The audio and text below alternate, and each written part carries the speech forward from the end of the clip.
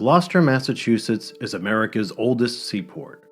For most of its 400-year history, Gloucester was the fishing capital of the world. Its lifeblood is dangerous and costly. More than 10,000 people have left this port and lost their lives in the Atlantic. When disaster strikes, few live to tell the tale. But one fisherman's story of survival at sea surpasses all others, and his ambition and daring made him a legend in Gloucester and one of the most celebrated seafarers in history. I'm Kory Curcuru for 1623 Studios, and this is the story of Howard Blackburn.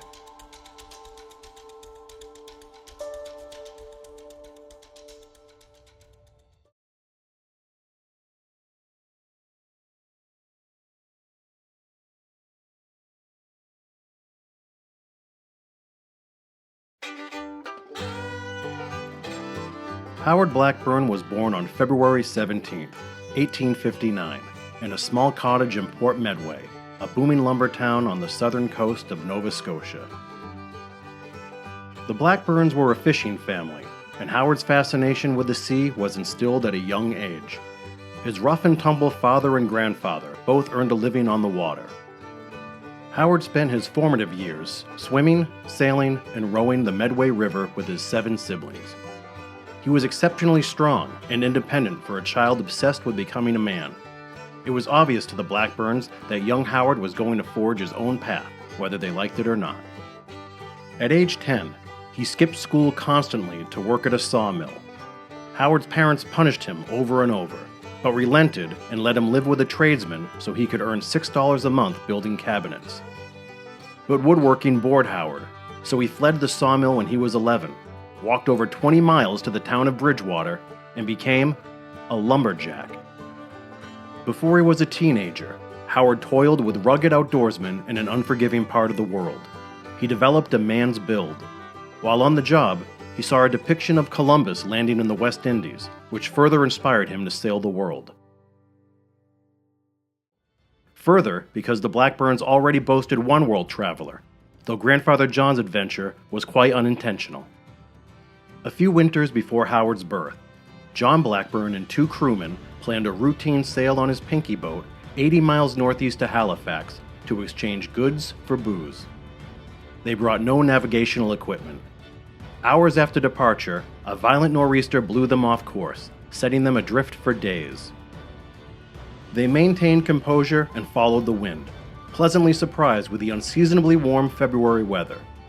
42 days later, they landed just south of Halifax, 2,000 miles south, in St. Martin.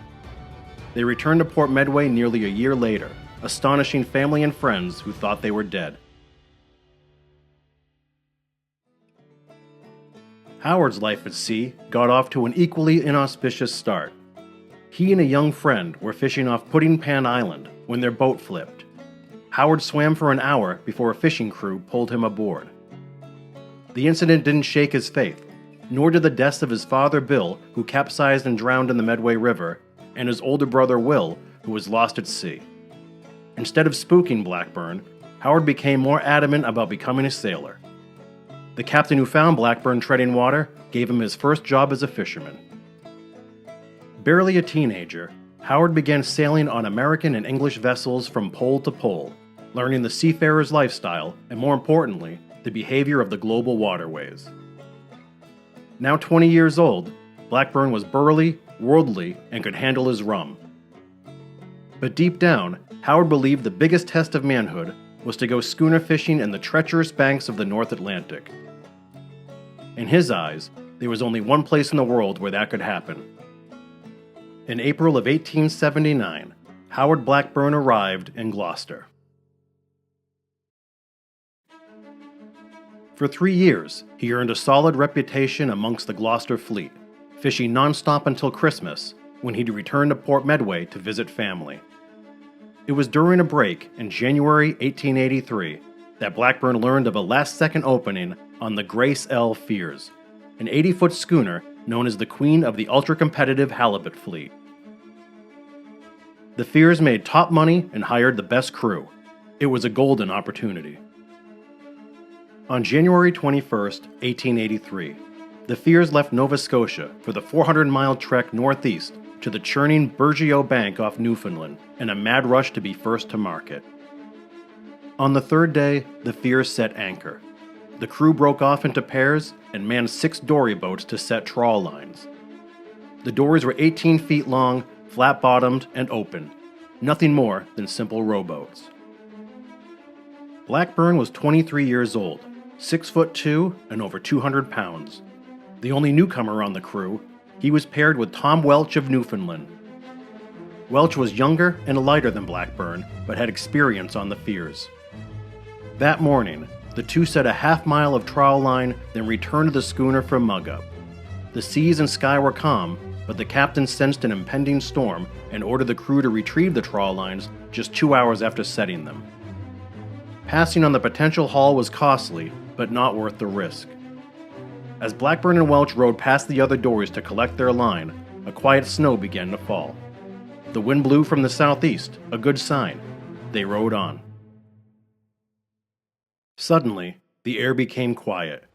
As the other dories headed back, a different wind arose, this time from the northwest, and soon it turned fierce. In an instant, Blackburn and Welch were caught in a squall. They rowed furiously, but lost their bearings. The other dories seemingly vanished. Hours passed.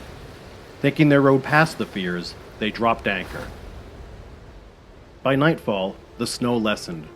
The Fears raised a signal torch to guide the lost crewmen. Now and then, the undulating ocean cruelly bobbed the dory just high enough so that Blackburn and Welch could catch a glimpse of the Fears, but it was too far away. All night, Blackburn and Welch took turns bailing and rowing, but the wind and surf were so vicious that with each stroke, the two actually lost progress. Gear on the dory began to freeze, forcing Blackburn and Welch to dump any excess weight overboard, including tubs of trawl lines. They had no fresh water or food except the fish they caught, and that ice solid. The Fears was well out of sight by then. To keep from drifting further, Blackburn and Welch dropped anchor again. For hours they bailed. When Howard removed his mittens to better handle the bucket, Welch accidentally bailed them away. It was then that Tom Welch noticed that Howard's hands were gray and crystallizing.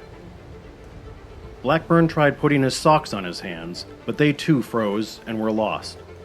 The only way he could be useful, he thought, was if he bent his fingers around the oars to freeze in place. To curve his fingers in position, he smashed his hands repeatedly on ice in the boat that had begun to weigh the vessel down. Then he gripped the oars. Welch was horrified. Even worse, he was discouraged. Late into their second day adrift, Blackburn noticed that his dory mate had stopped bailing. Howard barked at his partner to startle him, but Tom's expression was blank. "I'm blind," said Welch. "There's no use. We can't last another night." Blackburn broke his hands from the oars, laid Welch down, and started bailing. Welch, crazy from thirst, tried jumping out. Howard pulled him back and fed him ice, but all Welch could do was mumble prayers. The surf was relentless. Howard rowed towards what he hoped was the coast of Newfoundland, but there were no signs of land. Welch was catatonic. Occasionally, he blurted Blackburn's name. When Howard turned to bail again, Welch was dead. Frostbite swelled Howard's hands so badly that he couldn't put Welch's mittens over them. Instead, he put his hands between his legs, crouched down to avoid the gales, and rocked back and forth to stay awake through the night. He watched helplessly as Welch's oars spilled overboard. On the third day adrift, sunrise oversaw a calm sea. The storm finally passed. Blackburn and his gear were encased in ice, which burdened the dory. He was wonderstruck to see that his anchor lines had frayed to threads, yet froze solid, keeping the vessel from tipping overnight. He repaired what he could and continued rowing. By noon, his finger flesh began breaking off like dry powder, the blood freezing instantly. He rowed on instinct alone, bone on wood. Far in the distance, Blackburn eyed a snow-covered rock. He spent the entire day and night rowing, bailing, and cowering just to stay alive. 4 days into an endless odyssey, Howard Blackburn approached land. The snow-covered rock he zeroed in on was an uninhabited island, but soon he found other clusters of rocks. Again, he he rowed for the entirety of the day. By evening, a coastline appeared. There were no homes or harbor, but steep, snowy bluffs to follow. He fought a swift tide. Finally, there was a positive sign. Blackburn noticed two distinct colors of rushing water. He figured he was at the mouth of a harbor where fresh river water flowed into the sea. Adrenalized, he rowed until spotting a broken wharf and abandoned shed, a mere footprint of human existence, but inspiring nonetheless. As he looked for signs of life, a curious thing happened. He got desperately thirsty. Voices of former shipmates taunted him that he wouldn't make it. Delirious and defeated, Blackburn backtracked to the lifeless hut. When he finally reached shore, Blackburn stood up to drag the dory onto land but stumbled. His feet were frozen. He stomped through knee-high snow to the shed. The roof was gone, a table and bed covered in drifts. There was a half barrel of salt cod, but he had enough sense to realize eating salt would kill him. So he chipped through the ice and laid fish in the snow, hoping to draw the salt out. It never occurred to Howard that some of the cod and halibut he and Welch caught 4 days earlier was still in the dory. Sitting in the dilapidated shed, Blackburn noticed the silhouette of a schooner on the black horizon. Now he knew there was a harbor close by. The plan was to spend the night in the hut, then row at dawn. He found some flint, but was incapable of starting a fire, so he balled up old fishing lines and nets to use as a pillow and blanket. Still exposed to the elements, Blackburn shivered uncontrollably. If he slept, he'd die, so he spent the night pacing and crawling on the floor eating snow. At dawn, Blackburn heard the dory thrashing against the flat rocks. It was fractured and flooded. Tom Welch's body had warped grotesquely. While repairing the boat, he heard a faint gunshot. Howard remembered that in the winter, successful fishermen often stayed in cabins at outposts with their families to hunt. He screamed for help, but his calls went unanswered. The thought of human contact brought another sudden rush of thirst that triggered a second bout of delirium. Convinced that the old wharf must have a freshwater well, Blackburn crazily waded and dived through waist-high snow, searching for low points in the drifts. There was no well. When Howard regained his senses, he went to shore to repair the dory. First, he had to drag Tom Welch off the boat. He used a gaff to pull the body close, but when he tried lifting Welch, Howard suffered an excruciating hernia. As he pushed the bulge of organs back into his body, he watched Welch sink to the bottom of a tidal pool. Blackburn yanked the dory away from the surf, biting down on the anchor line to hold the boat in place between crashing waves. He drained it, filled the keg with snow, took one last look at Tom Welch's floating body, and pushed off to row. Hugging the coast, he sloshed through one featureless cove to the next. Then, a glimmer of hope. 2 schooners on the horizon. Blackburn made an immediate beeline and got close enough to see a man on deck, but the wind shifted and pushed him away before getting spotted. It was devastating, but Howard kept on. The leak worsened and the sea got choppy. Snow started to fall. Blackburn turned all the way back to the hut to regain whatever strength he had left. That night he rowed along the opposite side of the bank. Chunks of ice perilously floated by. There was fresh water somewhere. He was 1 mile beyond where he reached the day before when he noticed a cluster of cabins in the moonlight. Blackburn fought the current, zigzagging at a glacial pace. Every time he stopped to bail, he lost progress, but the battered dory finally reached a frozen inlet. A group of men crossing the ice stopped in their tracks, stunned beyond belief at the sight of a haggard, lone voyager willing his pitiful boat to land. They sensed the enormity and the emergency. After 5 days and nights of hell in the North Atlantic, without food, without hope, without the use of his hands or feeling in his feet, Howard Blackburn was about to be saved. But, as the shadowy figures on the ice slowly came into focus, Blackburn had no idea that his road to recovery had only just begun.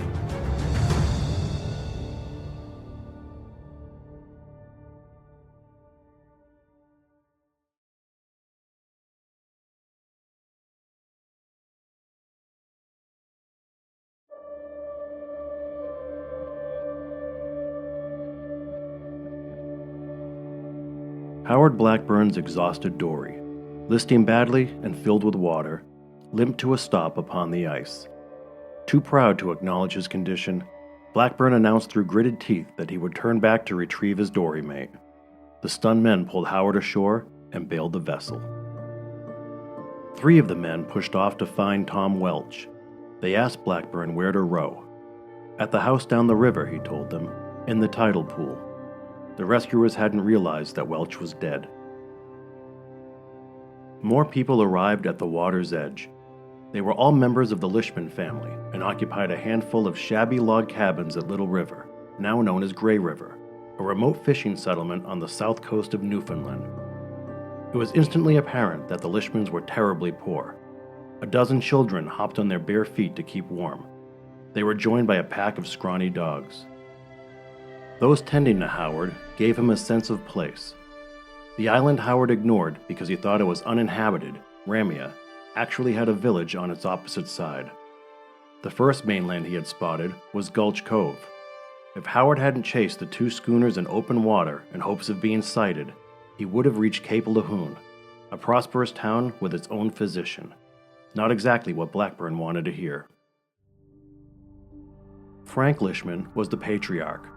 He and his wife took Howard into their home. The floor was frozen dirt, the walls caked with mud, and a fireplace jutted through the roof. The family tub was a flour barrel. The beds were pallets of straw. Howard wondered if the situation he was in was better than what he just endured. Seeing the frostbite, the Lishmans cut away Howard's clothes and gave him tea with spruce boughs to drink, fearing water would kill him. They also offered hard bread. It was the first Howard had eaten in 114 hours. Mrs. Lishman soaked Howard's hands and feet in a saltwater brine, then bandaged him with flour paste and cod liver oil. The pain was agonizing. It was another sleepless night. The next morning, Mrs. Lishman changed the bandages, applying a powder of crushed mussel shells over the wounds. Howard's fingers, still curved from being frozen to the oars, started falling off. Gangrene set in. Each day, Mrs. Lishman cut off the blackened flesh while her daughter covered Howard's head with an apron to spare him the sight. They did this routine for weeks on end before new skin started to form. Howard lost all of his fingers, half of both thumbs, and 1 heel. Helpless for months, Blackburn sometimes went crazy and tried crawling on all 4s through the scrub brush to escape, only to be found and returned. Meanwhile, the desolate village of Little River was on the verge of starvation. The Lishmans survived on cod, flour, cornmeal, and melted snow. With the river frozen, the Newfoundland government in Burgeo was unable to send provisions. With supplies running out, the dogs were used for stew. Horrified, Howard choked down the broth and made sure the children ate the meat. A small group left Little River to beg the closest town for help, but all they brought back was bread damaged by kerosene. A reverend in Burgeo telegraphed the American consulate at St. John's, relaying the story of Howard Blackburn and the condition of the villagers nursing him to health. 6 months of provisions were sent, caravanned from one lonely outpost to the next before finally reaching Little River. It was the first time many of the Lishmans tasted real sugar or fresh milk. They consumed everything in days. News of Howard Blackburn's ordeal was chronicled around the world. A seal hunting steamer called the Nimrod was temporarily stuck in ice near Little River. The 30-man crew knew Howard's story and set out for the village to meet the seemingly mythical figure. When they saw the immobilized hero and the state of poverty in which the Lishmans lived, they left their lunches, returned to the steamer, and brought more provisions.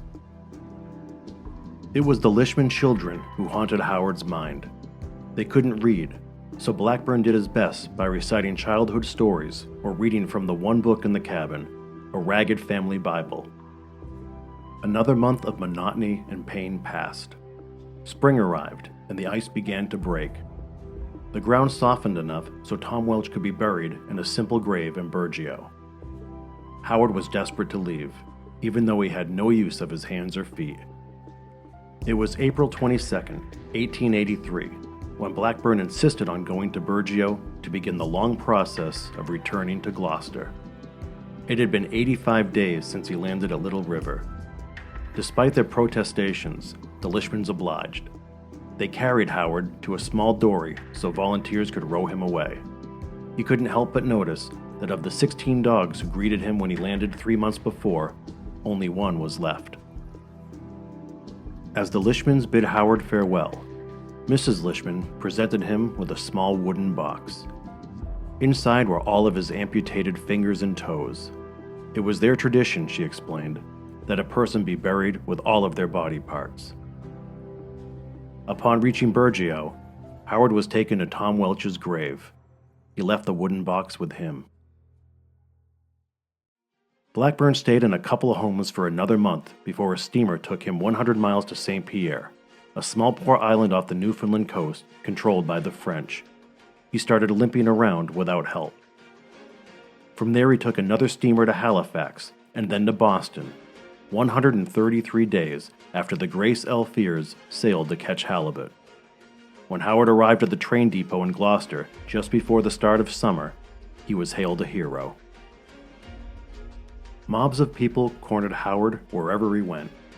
The curious wanted to see him, and fishermen wanted to hear every detail. Blackburn was all too eager to share.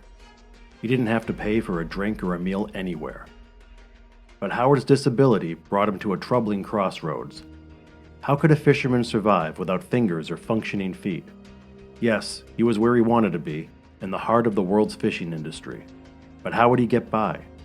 The people of Gloucester stepped up. A candid interview with a local paper led to a campaign that raised $500 for Howard. He also got an $86 share from the Grace L. Fears, but only for the time he spent fishing before he disappeared. On October 16, 1883, Blackburn used the money to open a cigar and tobacco store on Main Street. On the same day, he became a naturalized citizen. Blackburn's shop featured 3 illustrations and a booklet of his ill-fated trip. Copies were available for purchase. Howard worked from open to close, 7 days a week, and it took a physical toll. The pain in his feet was so bad that he had his remaining toes amputated by Dr. Everett Garland, whose grandson Joe wrote the definitive novel of Blackburn's life, Lone Voyager, from which our story is based. There was only so much cash and cigars, so Howard hoped to turn Blackburn's into a true tavern, with liquor and salty food. But alcohol was a contentious topic. Gloucester voted annually to be wet or dry. Each year was a coin flip. When Gloucester went wet, Blackburn's prospered. When dry, Howard hid booze in back rooms and behind trap doors. This led to the occasional fine. It was worth it. At Christmas time in 1885, Howard, feeling deeply indebted to the people of Gloucester, donated $500 to fishermen's widows and fatherless children, a full repayment of the charity he received. Fishing was the most hazardous occupation in the world, and in the year of Howard's miraculous survival alone, Gloucester lost 17 vessels and 209 men to the sea. After a short courtship, Blackburn, becoming bigger than life by the day, married a quiet dressmaker, Teresa Lally. They lived a few doors down from the business and had a child, Howard Jr. Then tragedy struck again. At only 6 weeks of age, Jr. caught a cold. Howard and Teresa's visiting nurse accidentally overmedicated the baby, who died. Teresa never told her hothead husband the truth, and he held the baby's death against her. A subsequent surgery for Teresa prevented her from ever having another child. By now, Howard's bank account matched his appetite for life. He bought the property around his store, which at that time sat upon Gloucester's inner harbor before the waterfront was industrialized. He hobnobbed with the likes of heavyweight prizefighter John L. Sullivan. He was also incredibly charitable. Howard always carried wads of cash and never said no to a handout. He anonymously had food and coal delivered to households throughout the city. And he stowed away a penny from each sale at the bar for an annual donation to the newly developed Addison Gilbert Hospital. Equally important to Howard was his support of the Lishman family who saved his life. Blackburn constantly paid heavy freight fees to herring boats to alter their course and deliver clothes and food. He redoubled his efforts upon learning that one of the young Lishman children was lost at sea while fishing with Father Frank. After returning to Little River, an inconsolable Frank wandered into the woods and shot himself.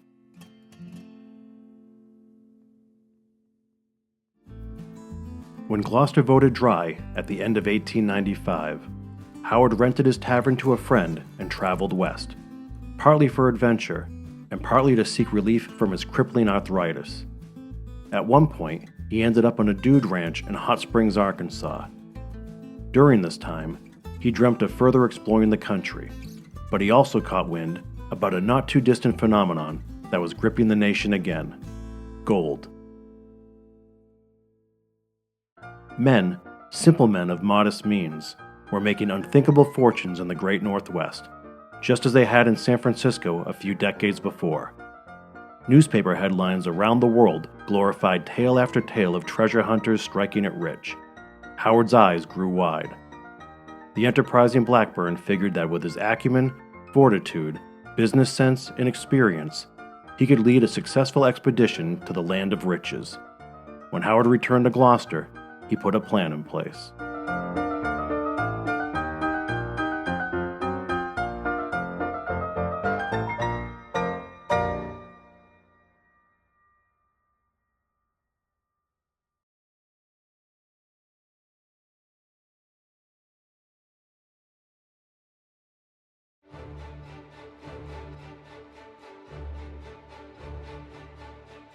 It took a month of mild summer weather before dozens of newly rich gold rushers could return from the far reaches of Yukon, the northwesternmost territory in Canada, to the Alaskan port city of St. Michael, where they victoriously boarded a steamship bound for Seattle.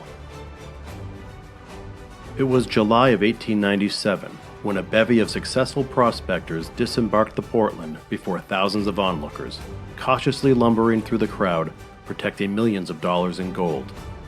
They used everything they had: coffee pots, blankets, boots, to hold their fortunes against their bodies. It was the biggest strike since 1849. The dream was real.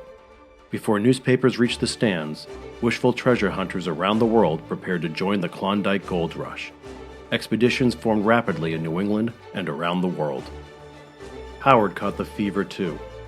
He lost himself in accounts of expeditions failed and triumphant. He bent the ears of Gloucestermen who followed the gold rush in '49. But that strike was in sunny California, not 3,000 miles beyond the palm trees into the frozen tundra of the Arctic. Blackburn knew only the smartest and strongest could survive. Pushing 40 and looking for a challenge, he went all in.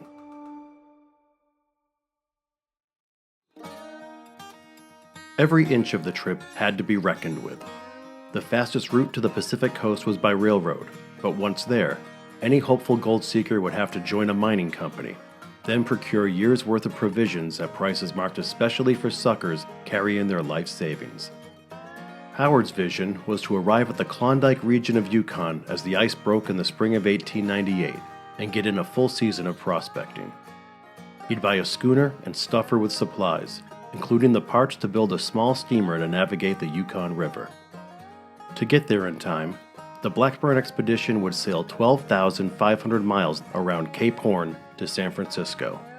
Once in California, Howard would restock the schooner with 3 years of provisions, take on a few paying passengers, and voyage 3,000 miles further to St. Michael. Then, sell the schooner, build mining structures, construct the steamer, and traverse 1,700 miles upriver to the Klondike, if it was passable. Along the way, the crew could row dories through the thawing lower tributaries to pan for gold. Howard was convinced they'd hit pay dirt. Within a week of the Portland's arrival in Seattle, Howard created the Gloucester Mining Company, drafted a contract for a 20-man crew, and shopped for a schooner. He had no problem finding financiers to foot the $3,000 bill. Accepted crewmen were to post $250 to receive an equal share of the profits, just as dory mates did. If someone were injured or died on the excursion, their share would go to their heirs. They'd load the schooner with coal or anything else that might sell in San Francisco to fund the rest of the journey. Everything could be in place by mid-November. "I've been many degrees further north in the goldfields," a confident Howard told the Gloucester Times. "When I was in Greenland, the summers were very mild, although there was snow atop the mountains." The story of Blackburn's plan traveled the country. He interviewed hundreds of applicants. A crew was in place within 2 weeks. Another dozen men planned to travel by land and meet the Blackburn party in California. Howard built a flat-bottom steamer at Vincent's Cove, capable of carrying 35 tons. It measured 50 feet long, 16 feet wide, and less than 6 feet deep. He dubbed it Eclipse.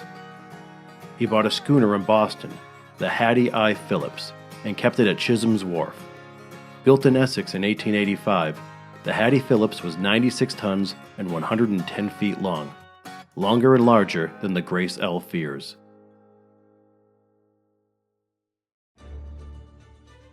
In the meantime, tens of thousands of men and women clogged Northwest port cities and waterways in a mad dash to the Klondike. The U.S. and Canadian governments tried in vain to dissuade people from further overwhelming the region. The Blackburn Party accelerated its pace. Howard signed experienced Captain John Harris, who had crossed Cape Horn twice. Each time a new man was added to the crew, Howard, a savvy publicity hound, informed the local papers, who ate up every detail. The crew consisted of men aged 19 to 52, from a Rockport quarryman to a Gloucester barber. On October 18, 1897, the Blackburn expedition prepared to launch from Gloucester's inner harbor. The wharves were a mob scene teeming with well-wishers. They pushed off late in the afternoon to a wild roar, which got louder as the Hattie Phillips faded beyond the Eastern Point lighthouse.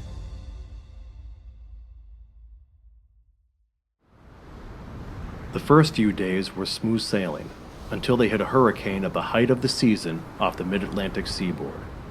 Howard was enthralled. His green crewmen were not. Some couldn't shake the seasickness.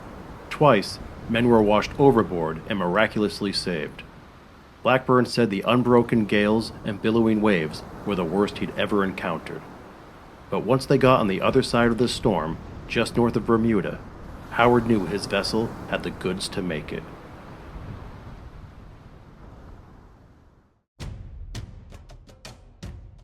One month after leaving Gloucester, they crossed the equator outside Brazil. Another month passed before they made landfall at the entrance to the Strait of Magellan for much-needed rest and repairs. From there, they navigated to Punta Arenas, Chile, at that time the world's southernmost city, and sold most of their coal at an agreeable price. Some of the crew had an impossible time adjusting to the desolation of Tierra del Fuego, which was also in the midst of an ongoing genocide of its native Selknam people from Europeans. Blackburn, at the crew's behest, sprinkled carpet tacks on the deck each night to deter barefoot natives from sneaking on board. The Gloucestermen continued through one of the Earth's most dangerous passages off the Chilean coast. Reminders of their precarious situation surrounded them. Skeletons of shipwrecks littered the entire landscape. But the Blackburn expedition caught a break.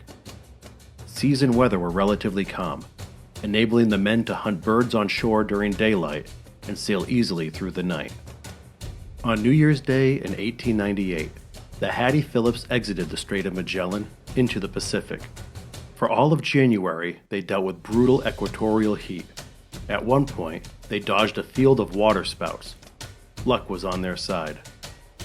In late February, they spotted the California coast and were awed by the number of vessels racing to land. When they anchored, men on the dock shouted that the USS Maine was sunk in Havana Harbor, and war with Spain was imminent. Howard's youngest crewman, Fred Head, also learned that his father was lost at George's Bank during the very hurricane they endured upon departing Gloucester. Incredibly, the Hattie Phillips made the voyage in only 4 months. But leaving their lives behind and sailing to San Francisco proved to be the easiest part of the Blackburn expedition. The Yukon River was frozen solid. Arriving prospectors, or sourdoughs as they were called, couldn't get in to stake claims, and those who had reached the goldfields months earlier couldn't get out. Dawson, a tiny First Nations camp, was the center of the rush. In just 2 years, its population mushroomed from 500 to nearly 30,000. Dawson housed hundreds of prospectors clinging to their fortunes, some on the verge of realizing generational wealth, with nowhere to cash in. What's more, the city was ravaged by scurvy and starvation. A young, luckless sourdough named Jack London nearly died there. Paranoid winters guarded their gold for months on end, in bare-bones encampments with scant provisions, hundreds of miles from civilization, and temperatures averaging 30 below. Imagine holding a life-changing fortune in your hands without the ability to buy an apple. Shysters and thieves made everyone suspicious. Many who struck out were paid handsomely to protect stashes or sneak the almost rich out of Dawson by any means necessary. Howard was set aback by the news. To compound matters, he was told that by the time the Blackburn expedition reached St. Michael in late June, there was little chance he could sell the Hattie Phillips at a fair price. Instead, he auctioned the last of the coal and hoped to market the Hattie Phillips in San Francisco, forcing the company to take a steamship to Alaska. The crew was dead set against it. None of the vessels they saw were fit to handle the North Pacific. To keep the men satiated and put a few dollars in their pockets, Howard struck a deal to deliver lumber 750 miles north to Astoria, Oregon. The trip was bumpy, but when the famous Fisherman landed, grateful locals did all they could to convince Blackburn to stay and manage the booming salmon trade. They begged Howard to turn Astoria into the Gloucester of the West. Fish were practically jumping on shore, they said. Creating a lucrative fishery was a sure bet. Why risk death and pray for gold? But the men of the Hattie Phillips could not be swayed. They returned to San Francisco to restore the ship and wait for the Yukon River to thaw.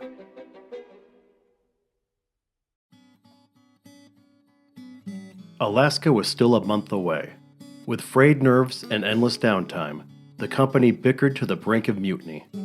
For funds, Blackburn again proposed to sell the Hattie Phillips and add additional crew, but no one could agree on the vessel's value or the price for newcomers to buy in.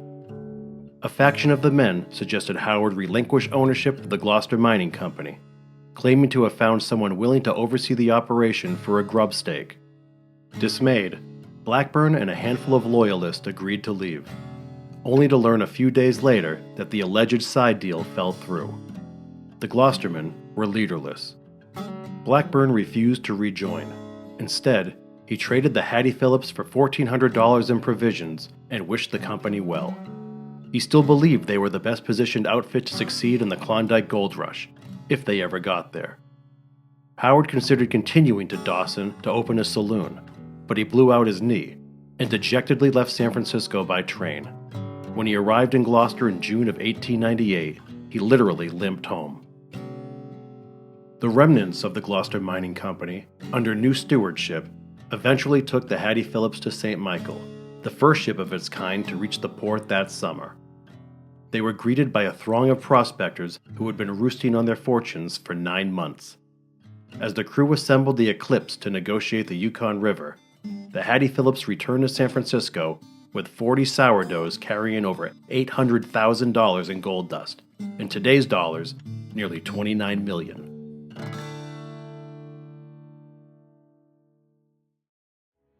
The Gloucestermen got about 1,000 miles from Dawson when they realized they wouldn't make it before the freeze. The Eclipse's propeller broke twice. They anchored and rode dories against racing currents while dodging bobbing ice chunks. Occasionally, they staked claims in the vast, indistinct wilderness.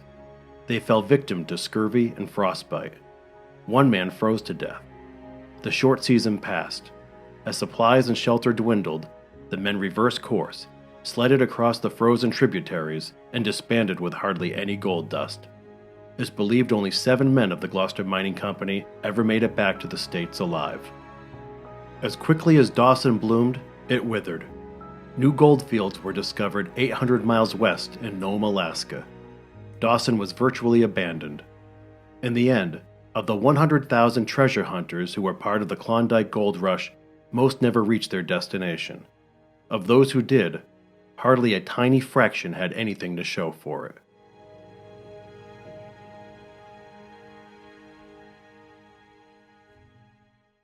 Still stinging, Howard was on crutches for 8 months, which gave him much time to ruminate on the failed expedition. He drew 2 conclusions. He must return to the sea, and from now on, he'd rely on himself and only himself. Blackburn believed it was his destiny to sail across the North Atlantic on his own terms, with the very hands that were mangled by the sea. Wizened but wiser, arthritic but able, Howard spread out a map of the world and stuck a pushpin in the cathedral city of Gloucester, England, the ancient namesake to the greatest fishing port in the world.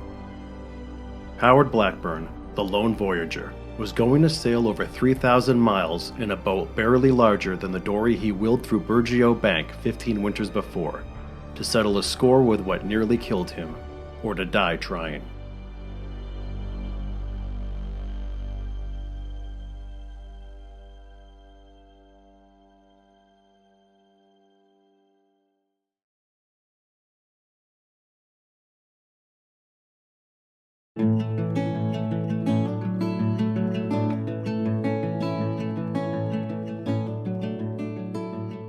The Blackburn expedition was a failure. Howard was embarrassed that he couldn't control the mutinous Gloucester Mining Company. But without a company to keep, the prideful Blackburn dreamt of the impossible, a death-defying solo excursion across the Atlantic in a tiny boat. It had been done only 5 times before, by men with full use of their hands and feet, unencumbered by crippling arthritis. The first to succeed was Gloucester's own Alfred Centennial Johnson, a schooner fisherman who rowed a 20-foot dory to Liverpool in 1876 to celebrate 100 years of American independence. It took 66 days and nearly killed him. Johnson considered his accomplishment a foolish stunt and rarely spoke of it. In April of 1899, Captain Joshua Slocum, a Nova Scotian who 4 years earlier became the first man to sail around the world single-handedly, spoke at the Chapel Street Baptist Church in East Gloucester about his 38-month odyssey. Blackburn most likely was there, and murmurs within the community began to crescendo that their famous sailor may return to sea. Howard admitted to having a vessel built, but nothing more. It was business as usual at Blackburn Tavern that spring. But before the backshore was in full bloom, Howard announced that he was sailing by himself to Gloucester, England in, about 3 weeks. People were stunned. Blackburn divulged his plans. He'd sail to the Grand Banks from dusk till noon each day, resting in the afternoons. From Grand Banks to the Irish Channel, he'd sail from dawn till dusk and sleep through the nights, weather permitting. He figured the Gloucester to Gloucester trip may take 50 days. Then, sail to ports in France and the Mediterranean before taking a steamer home. The news traveled the world.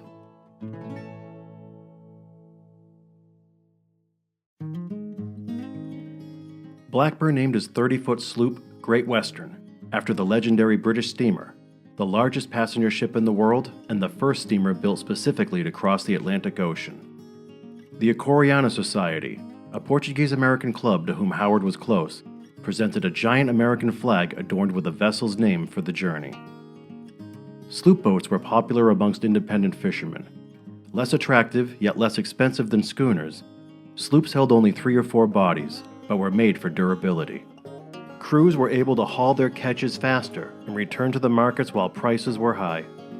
The Great Western measured 38 feet from stem to stern, 8.5 feet wide and 4 feet deep. Howard stocked her with 3 months of provisions, from canned vegetables to cured meats. He had plenty of booze, tobacco, and a medicine chest filled with malted milk. The sloop sat at Lane's Wharf, behind Blackburn Tavern. Friends and admirers gathered. Some hardly budged until June 18, 1899, the date of departure. By then, 10,000 people packed the wharves for the best view.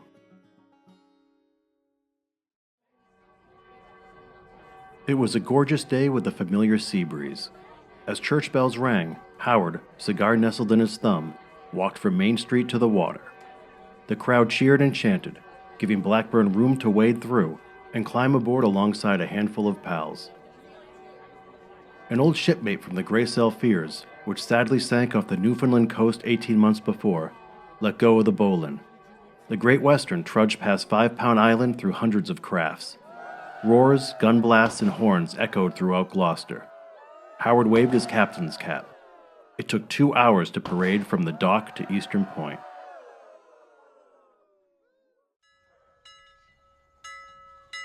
The rooting flotilla returned to shore. The Eastern Point lighthouse clanged its fog bell and whistle. Howard let the last of his friends disembark at the East Gloucester Yacht Club, positioned the bow to the east, and disappeared off Cape Ann.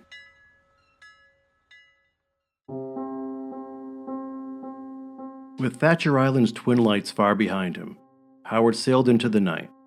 Almost immediately, his limbs began to throb and swell. Rheumatism consumed him for 8 straight days. He lost his appetite completely, subsisting on 1 bottle of malted milk. He couldn't fit boots over his stumpy feet. Feverish and unable to cruise, Howard drifted the Great Western off course to avoid passing vessels from noticing and reporting his condition. It got so bad that Howard detoured to Shelburne, Nova Scotia for a doctor, but couldn't reach shore through the fog. Returning to his charted course, Blackburn's symptoms finally subsided. He ate a week's worth of hot food and focused on regaining lost time. For the next month, Howard plodded through rain and pea-soup fog toward the Grand Banks.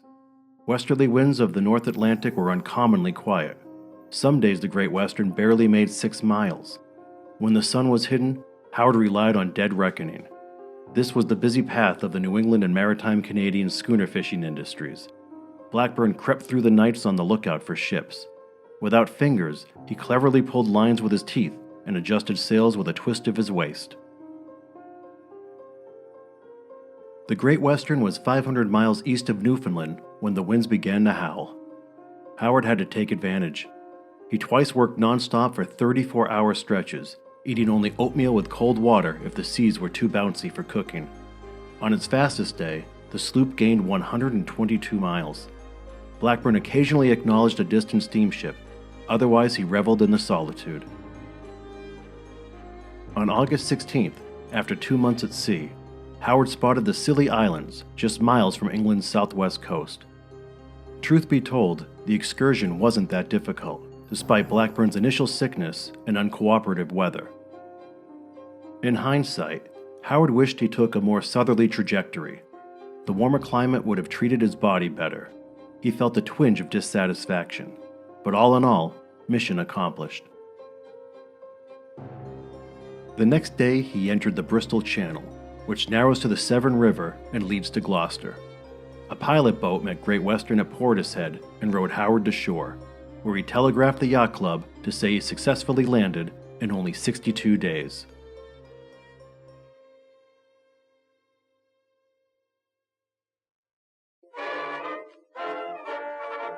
Delighted Englishmen surrounded the burly, sun-kissed Blackburn, who gave newspapermen a predictably colorful account of his journey, as well as an explanation of his missing fingers. Great Western, flags flying high, was towed through the river canal towards Gloucester. People flocked to the marinas along the route to congratulate the lone voyager. Upon docking, officials paraded Howard through the city in an open carriage. The celebration lasted 5 days. He continued through the south of England, with Great Western in tow. Through the canals, throngs of people rained flowers and cheers. Everyone wanted to pat his back or touch the triumphant sloop. Howard sold the Great Western, stayed in London for 6 weeks, and visited Paris for 6 more. In December, nearly 4 months after crossing the Atlantic single-handedly, Howard took a steamship to New York.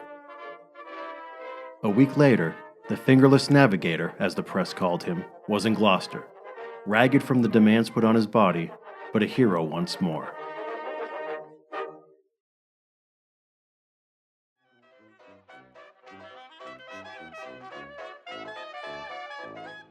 In the age of temperance, saloon keeping required lots of housekeeping.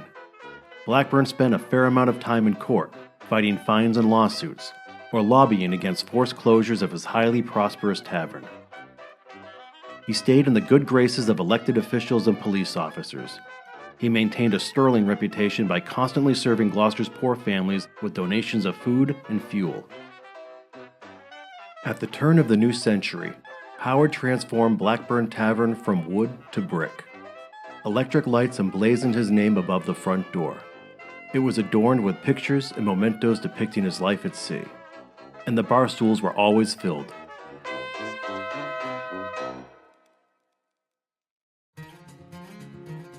The remodeled saloon wasn't the only thing under construction.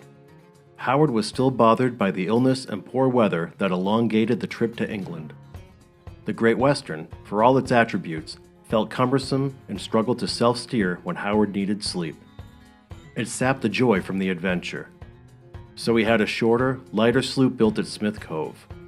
Blackburn downplayed it, but the vessel was clearly designed for a new event.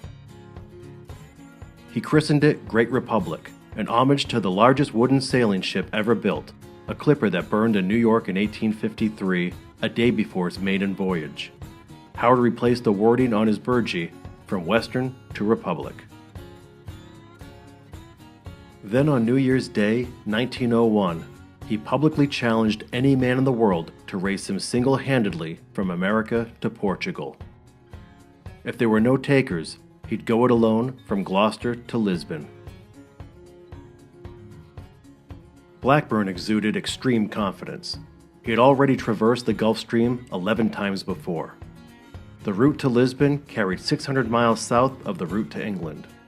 The southerly passage would relieve his achy health and, weighing over 250 pounds, help shed a few malted milks too. Ground rules were set.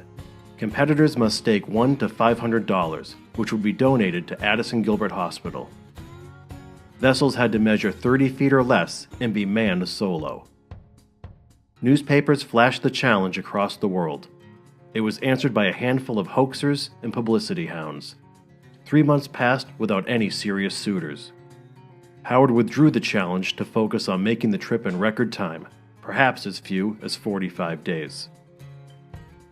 On June 9, 1901, in a scene nearly identical from when he left for England, Blackburn weaved the Great Republic through a mob of vessels and well-wishers at Gloucester Harbor, aimed eastward, and sailed slowly towards the horizon. Howard anticipated homestretch inspiration by the beautiful Azores, a cluster of volcanic islands 1,000 miles west of mainland Portugal.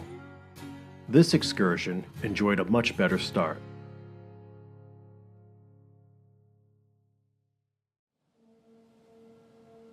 Blackburn kept a journal to document a bevy of passing vessels and marine phenomena at George's Bank. There were eye-widening encounters with swarms of swordfish and lazing sunfish, real threats to a small sloop. He swore at one point that he tried to lasso a baby sea serpent. There was an equally eerie experience when he quietly approached an anchored schooner in the dark of night. This gave Howard flashbacks to his nights hopelessly adrift with Tom Welsh. Then, a stroke of luck. The wind arose and a giant square rigger screamed past the Great Republic. Blackburn was able to ride its wake and the perfect gale for 37 hours. He said it was like stealing a ride on a freight train. Before he knew it, he was 600 miles out of Gloucester. When seas were rough, the spry sloop took its punches. The roiling water top soaked Howard to the bone, but at least it was warm green water. When winds died, a frustrated Howard had his spirits buoyed by encouraging shouts from the famous Confederate steamship Shenandoah. Blackburn stayed at it for weeks, fighting easterly breezes that wanted to push him back to Gloucester.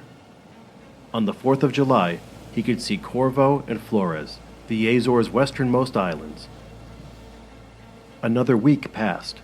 There were days with hardly a ripple, then a 62-hour fight through a hellish nor'easter where Howard didn't sleep or eat and navigated by guesswork only. More than once, passing vessels tried convincing Blackburn to abandon ship.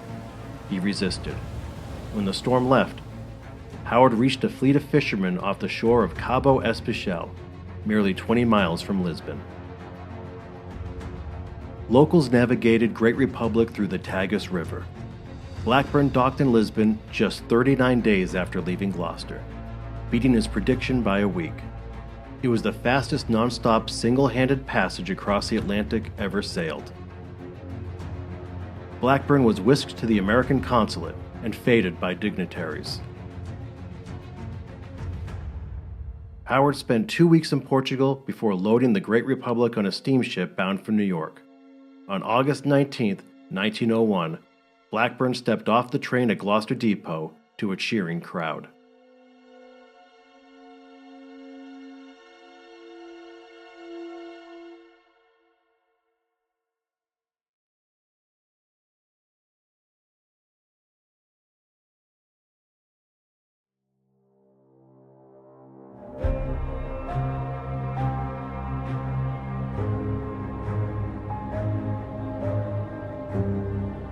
After triumphantly returning from his second crossing of the Atlantic, Howard Blackburn enjoyed a short celebration in Gloucester, then went back to New York Harbor with wife Teresa to retrieve the Great Republic as it arrived by steamship. In the fall of 1901, they attended the prestigious America's Cup race, as seen in these motion pictures captured by Thomas Edison. Dazzled by the expertly run and highly publicized event, Howard concocted another ambitious return to sailing. As he and Teresa cruised Great Republic back to Cape Ann, Blackburn mapped a 2-year sailing odyssey through the Hudson River to the Erie Canal to the Great Lakes to the Illinois River, down the Mississippi River, across the Gulf of Mexico to Key West, then to Cuba, Puerto Rico, the Caribbean, then down to Panama and South America before coming home. Friends and family thought he was nuts, but Howard could never be swayed.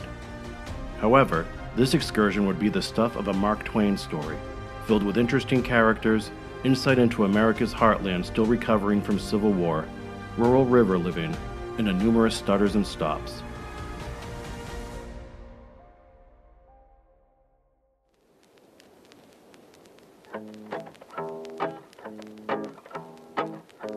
In the spring of 1902, Howard once again trolled through Gloucester's inner harbor to a big send-off.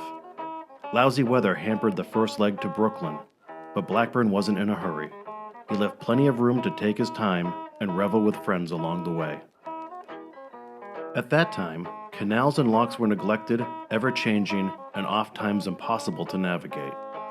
The rise in population and industry physically changed the courses of America's waterways. Water flow was largely untamed. Sandbars were unseen hazards at every bend, and watercraft traffic for business and pleasure exploded. By the time the latest nautical chart was printed, it was obsolete. Howard, fighting rheumatism through clenched teeth, routinely had the Great Republic towed by larger boats or pulled along riverbanks by pedestrians or mules. Sometimes he left the boat in the hands of others, who invariably bumbled and got the vessel in trouble, only to be rescued by the fingerless navigator. Freshwater travel proved just as perilous as the salty North Atlantic. Trying to cross Lake Erie through Canadian gales and busy steamship routes was more difficult for Howard than his dicey sail to Portugal. Steamer captains had much more visible competition within the confines of a lake, with orders to sink anything in their path. Celebrity couldn't get in the way of commerce. There were no friendly captains going out of their way to check Howard's condition and offer kerosene and coconuts. Nevertheless, cities were ecstatic to see the man and vessel who heroically crossed the Atlantic. Blackburn loved the congratulatory diversions, and the whiskey and cigars that went with them.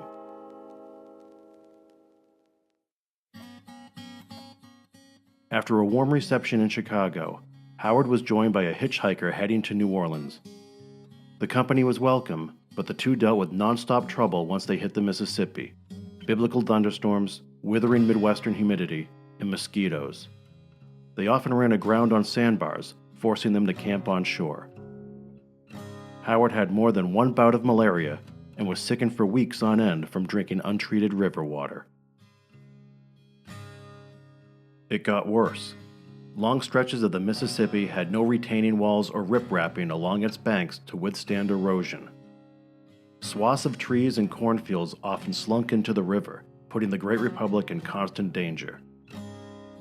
It didn't take long, Columbus, Kentucky to be exact, for Howard's passenger to abandon ship for the comforts of a railroad boxcar. The river was so shallow, nothing more than a mud puddle really, that Blackburn had the Great Republic hauled by rail to Mobile, Alabama. Discouraged, in a message to Teresa, he promised to sell the boat and go home, but eventually changed his mind. There were friendly encounters too. A moonshiner who sampled Howard's tavern whiskey for a night, then refilled the supply with his own product as Howard slept.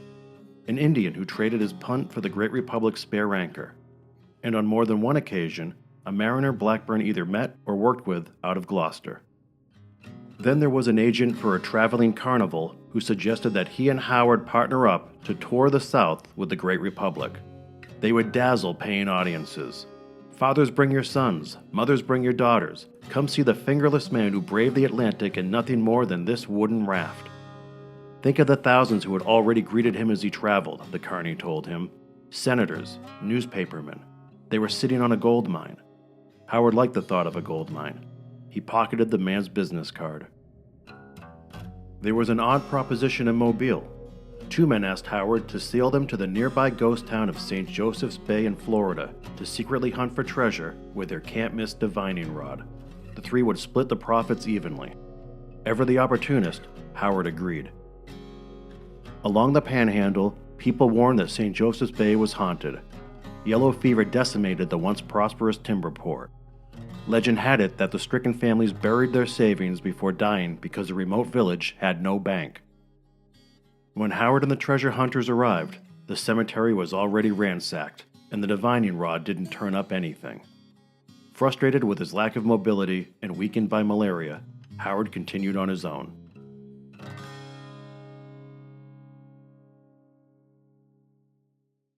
His tempo slowed. Blackburn spent a week in Tampa, another in Key West. The Great Republic couldn't negotiate Florida's shallow mudbanks and swamps. While aground near Miami, Howard visited John and Laura Strong, summer residents of Gloucester, and sold the boat to them. The Strongs gifted him a 12-foot rowboat. Howard used leather straps to affix his hands to the oars and began rowing for Jacksonville, 400 miles away. Locals warned Howard of impassable waterways and predatory alligators. There were more lonely nights camping in mucky oyster beds, staving off Howard's worst fear, snakes. Blackburn fell ill again near Cape Canaveral, barely halfway to Jacksonville, and couldn't go on. After 9 arduous months, he sold the rowboat for $4 and took a steamship home.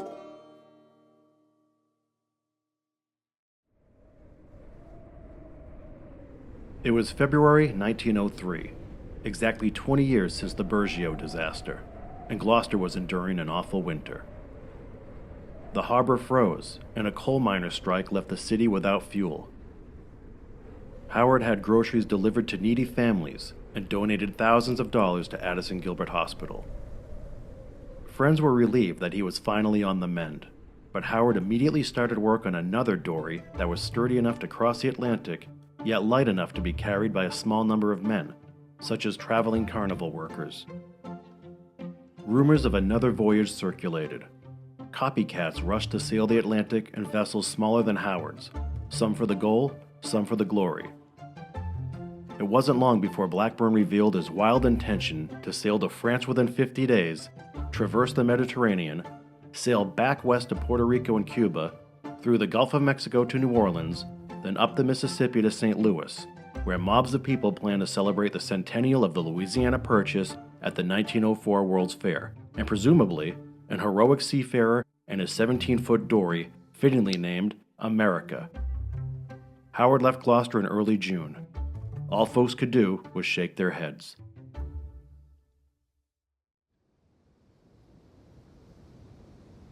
It was the stormiest summer in 30 years. Howard and the America took a beating. As he inched toward Sable Island off the Nova Scotia coast, overpowering gales shoved Blackburn westward into the Bay of Fundy. Hundreds of schooners and dory fishermen scrambled for safe harbor. After 15 days without being seen or heard from, one schooner reported that Howard appeared fine despite the setbacks. He wasn't. Another storm capsized the America. As the vessel rolled, the water pressure trapped Howard inside the cabin. Blackburn thought he was a goner. Miraculously, the dory turned upright, but all of the navigational equipment was either lost or broken. The provisions were spoiled. Without a compass or lantern, Howard headed for land. America lurched into Clark's Harbor, not far from where Howard grew up in Port Medway. Townsfolk and fishermen recognized their hometown hero and rushed to the dock to assist him. Howard was so arthritic he nearly collapsed. It only took a few days of recovery, though, before he started refitting the boat to continue, against the protestations of friends and even his niece, Clark's Harbor's schoolteacher. He was given a compass, Bible, rations, and a tow to a safe launching area. The hardships continued. Sick and swollen, Howard veered far off course after discovering his compass was faulty. He was able to get America to Cape Canso at the eastern tip of Nova Scotia, where he made one last attempt for Europe. However, Howard was only a few days out when another bad storm tossed him overboard. He was able to climb on board, but his provisions were ruined and extra clothes washed away. He backtracked and bailed for 3 days towards Louisburg and Cape Breton. Folks wanted to see the mythical Blackburn and the dory that survived the storms that kept the fishing fleet home. He was brought to the newspaper office to announce the end of his attempt. He relaxed for a bit and visited the innovative commercial cable company, where he received a transatlantic telegraph message from Ireland, wishing him better luck next time. Howard spent a few days in Halifax to showcase America at the Nova Scotia exhibition. Afterwards, he sold the spunky dory for a cool $100 and took the railroad home.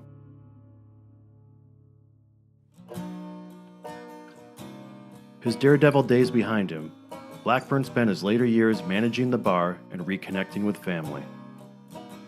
He enjoyed smaller excursions in his latest boat, Christopher Columbus, fishing for fun, collecting seashells, and sailing friends along the coast. Blackburn Tavern flourished, even throughout Prohibition when Howard was only allowed to sell near beer. But Gloucester was notorious for bootlegging and rum running. Cape Ann was an ideal area to transport alcohol. Countless inlets, watercraft with false bottoms, and waterfront businesses easily disguised illegal operations. Howard was frequently in court, thanks to an unannounced visit from federal agents, but with his name and political connections, never got more than a slap on the wrist. Howard's obsession with the sea never wavered. Just before turning 70, Blackburn had another sloop built, Cruising Club, to putt around Cape Ann. He openly dreamt of sailing the Mediterranean, but his wife and doctor talked him out of it.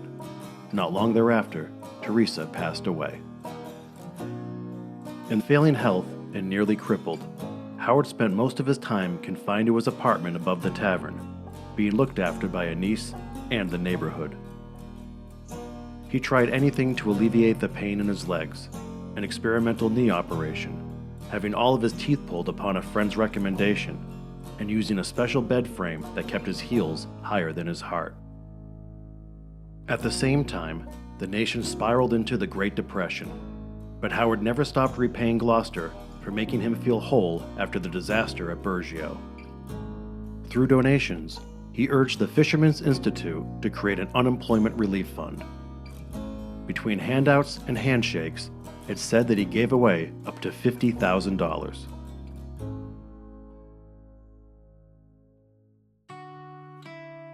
Howard Blackburn died on November 4, 1932, at the age of 73.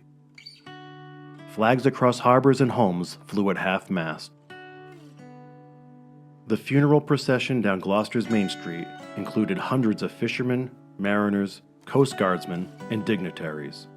Pallbearers included Charles Adams, America's most famous yachtsman, Congressman A. Piatt Andrew, for whom the arching bridge leading to Gloucester is named, inventor John Hayes Hammond, who often entertained Howard at his Hammond Castle laboratory, sculptor Leonard Craske, who built the Gloucester Fisherman's Memorial statue, medical missionary Sir Wilfrid Grenfell, who worked the impoverished coasts of Newfoundland and Labrador, Arctic explorers Bob Bartlett and Donald McMillan, and fishing industry titans Tom Gordon and Tom Carroll of what is now known as Gordons of Gloucester. At his request, Howard was buried at the Fisherman's Rest section of Beechbrook Cemetery in West Gloucester.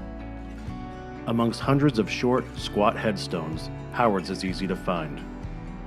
A small Nova Scotian flag stands beside it, and atop the granite marker lies a smattering of coins, left perhaps by admirers simply paying their respects, or fellow mariners who share a love for the sea, or maybe as an homage to the thousands of pennies Howard collected from tavern patrons each year to give to Addison Gilbert Hospital.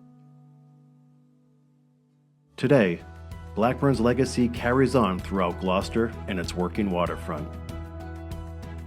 Cape Ann Museum, home to the majority of images in our story, has a permanent exhibit dedicated to showcasing Blackburn and the Great Republic. The vessel was tracked down and purchased by author Joe Garland, quite a sailor himself, who gifted the boat to the museum. Also featured is Alfred Johnson's Centennial, the man and vessel who inspired Howard to cross the Atlantic solo. The museum's library and archives houses volumes of notes from Howard's journeys, court cases, and news clippings, as well as the original manuscript of and correspondence regarding Lone Voyager, Joe Garland's epic retelling of Howard's life. The reference desk where one can request these materials is part of the original mahogany bar from the Blackburn Tavern. Speaking of the tavern, it still stands at the east end of Main Street and has been home to many iterations of the bar and eatery Howard established in the late 19th century. And every year, rowers and paddlers from around the world honor Howard's incredible tale of survival by partaking in the Blackburn Challenge, a 20-plus mile open ocean circumnavigation around Cape Ann, all to honor the unbreakable spirit of Gloucester's most legendary fisherman, Howard Blackburn.